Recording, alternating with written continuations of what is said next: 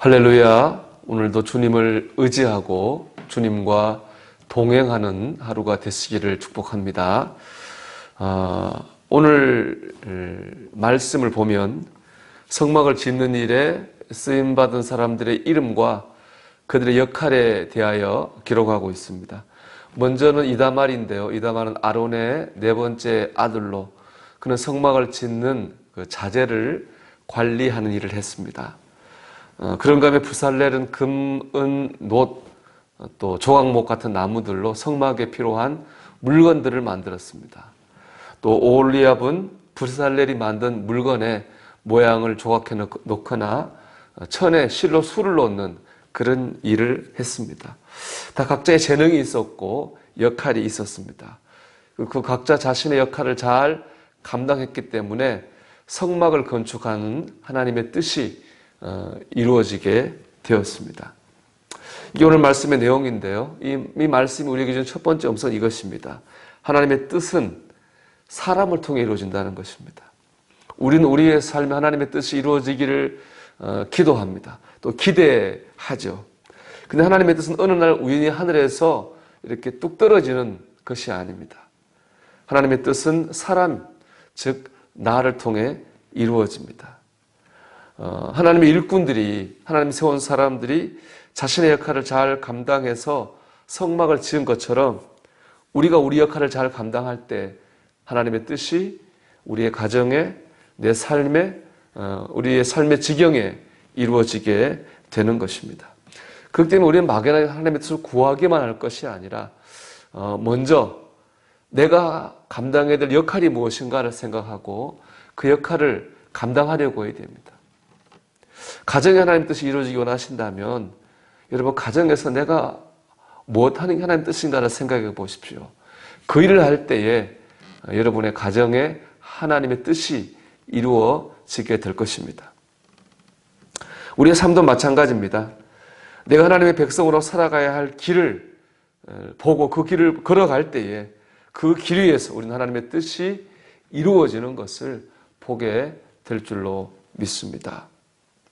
두 번째로 다른 사람과 비교하지 말고 내가 하는 일을 귀하게 여기고 그 일에 집중해야 됩니다.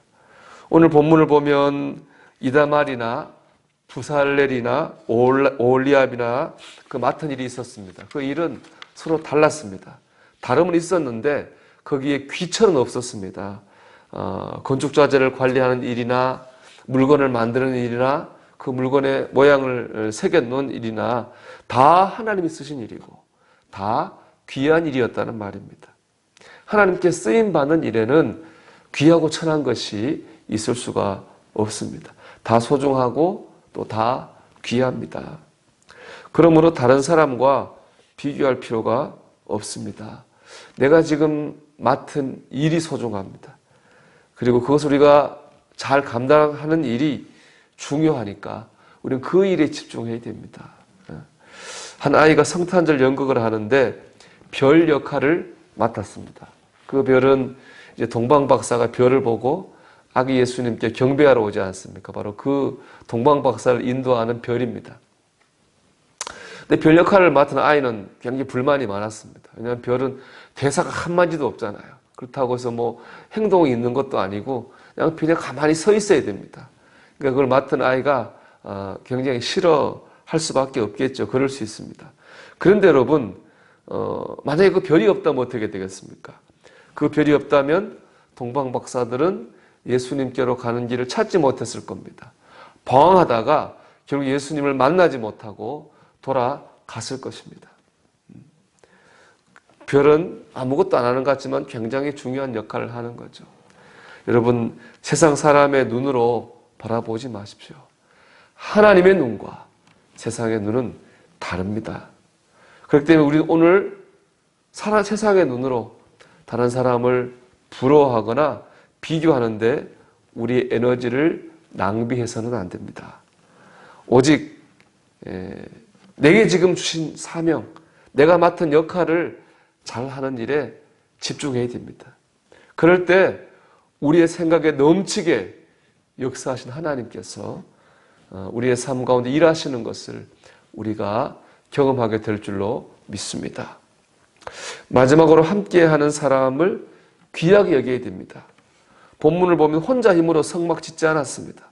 이단말, 브살렐, 오홀리압이 함께 지었습니다. 여기 나오지 않지만 이 성막을 짓기 위해서 헌금한 사람들, 또 이름 없는 봉사자들, 그들이 다 함께 힘을 모아서 성막을 지었습니다.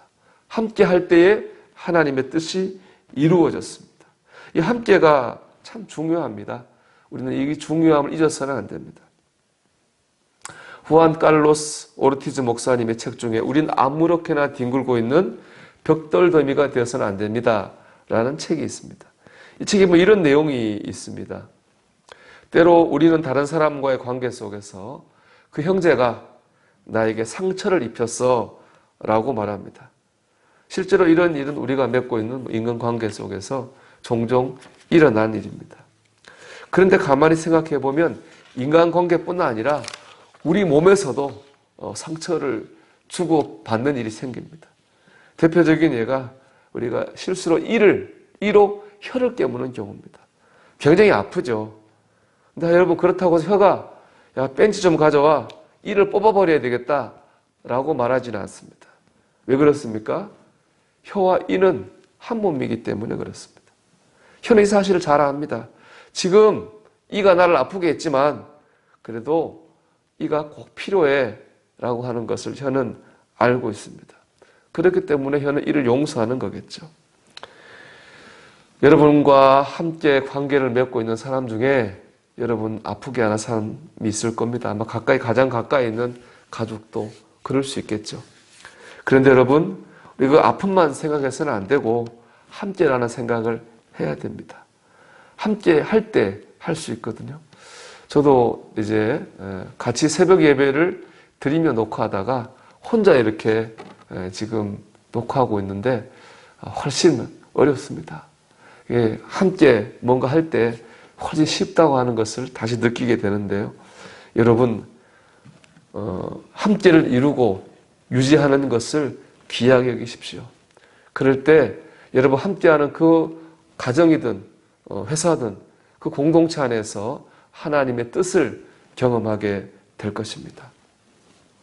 오늘도 여러분 안에 또 여러분을 통하여 하나님의 뜻이 이루어지기를 주님의 이름으로 축원합니다.